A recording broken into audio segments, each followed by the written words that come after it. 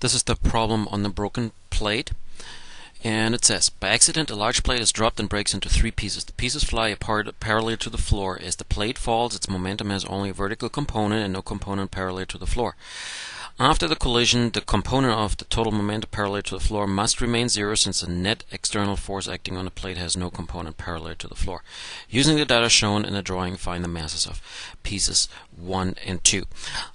At this point, I'm going to change actually the problem. And here's what I'm going to do.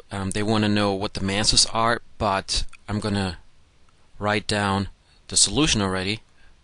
The masses are 1.00 kilograms, and M2 is 1.00 kilograms. Actually, if we had calculated that at the end, I was kind of, first time I did this, I was kind of disappointed that, oh, you know, that's kind of boring. They could have used other masses here. But 1.00 kilograms. By the way, it's a pretty heavy plate. A total of 3.3 kilograms is 8 pounds, or yeah, I think 7 pounds. So quite a heavy plate. Anyway, so now that I changed the problem by giving the answer away, what we're going to do instead is we're going to see that momentum is conserved. Okay. So that means that the momentum before the impact is going to be the same. Is going to be the same as the momentum after the impact. Okay, so let's see what we have given. We have given the masses of all the plates, and of course there are 3 plates, so I would have to make another one over here, I guess. We have given the final velocities. That's what we can see here in the picture for all 3 pieces. We have given the initial velocities. Why?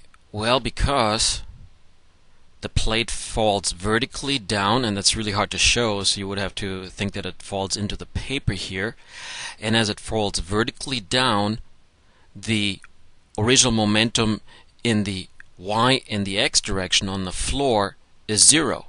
And that means that the velocities of the unbroken plate therefore is 0. Of course, before the impact it was just one piece, but all these v's here, there is 0, which of course then gives a momentum before the impact of 0, which has to be the same afterwards, 0. Okay, let's see. One more little thing. As it falls down, of course its potential energy is being transformed into kinetic energy, and just before the impact it has the most kinetic energy. It also has momentum just before the impact. What happens to those two?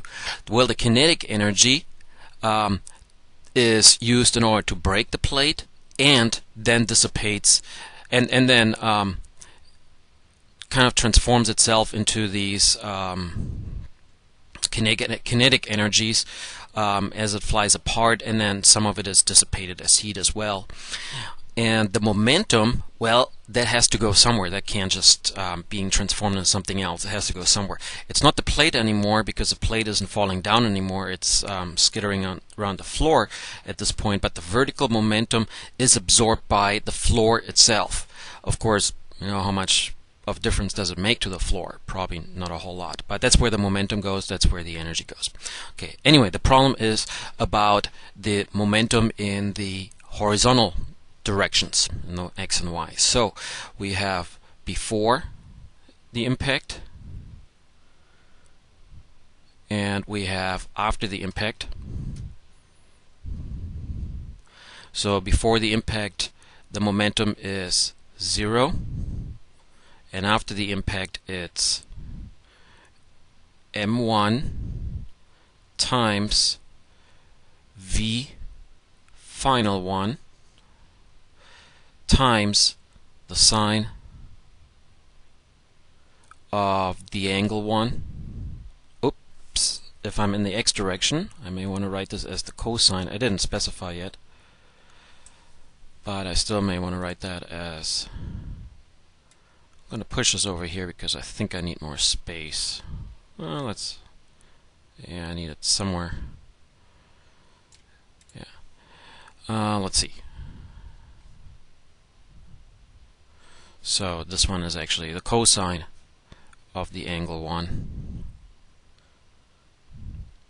And then here plus m2 VF2 cosine angle 2 plus M3 VF3. And now I'm truly running out of space. Let's see if I can do anything about this.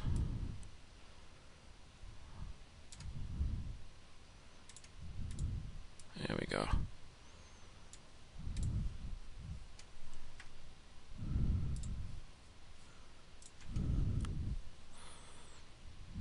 Cosine theta 3.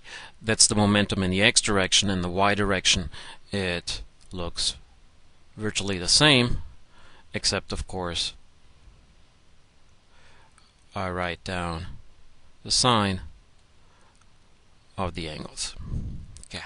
Notice that what I'm writing down here, all these are given, all the angles are given, all the velocities, all the masses are given, and as I said before, what I want to figure out is if the momentum is actually conserved, and that means that when I do the calculations, if on the right hand side over here I truly come up with 0, and the same thing here, 0, and that means that the momentum is conserved from before to after the impact. Okay, so now I'm going to plug in numbers, and it's going to be 1.00 kilograms. I know I don't have to write that 0.00, but that way it's easier to see. To see which is what number here on the calculator, times the velocity 3.00 times the cosine. Of course, this is not 25 degrees. The cosine is always measured from the horizontal x-axis, 115 degrees. And at this point, I'm going to check if I'm in the correct mode. Yes, I am in degrees, so I'm okay there. Okay, plus the momentum of the next piece, 1.00 times 1.79. Whoops. 0.79 times the cosine of 45 degrees plus 1.30 times 3.07 times the cosine of the angle, and straight down that would be an angle of 270 degrees. And as we know about cosine and sine, we know that cosine of 270 is 0 anyway. It makes sense because that third piece does not have any momentum in the x direction. Okay, enter, and that is 0.002. Pretty small number. Of course, here we have to look at how many digits do we actually use, and so it makes sense that at some point we get a little bit, but it's really small here. This is close enough to 0. Notice that when you calculate each single momentum on each piece, you come up with roughly 3 kilograms meters per second, and here you come up with 0.002, and that's virtually 0. So I'm going to do second entry here, and here I'm going to change the cosine to the sine, and that's really kind of convenient to do on a graphing calculator. Yep, that's all I have to do, and hit enter, and I come up with practically the same thing again, pretty much 0. And now I can write that I have in the x direction 0 equals virtually the same as what was that, 0.002, and the other one was 0 is virtually the same. That's probably what I should write.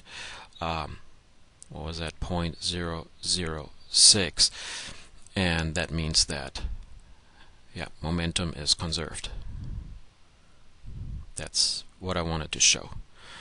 Had we done the real problem the way it was stated, we would have to take these two equations, and we would have unknowns in M1 and M2, and then solve those two equations for one variable and then for the other. But I thought I'd just use it here for showing that momentum is being conserved.